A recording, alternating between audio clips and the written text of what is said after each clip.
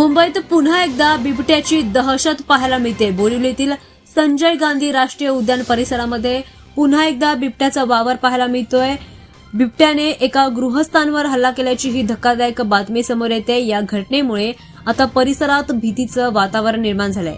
माहितीनुसार कुरार गावाजवळ राहणारे एक गृहस्थ आणि त्यांचा मुलगा सकाळी विहिरीवर पाणी भरण्यासाठी गेले होते आणि त्यावेळी झुडपामध्ये बसलेल्या बिबट्याने अचानक त्यांच्यावर झडप घातली आहे।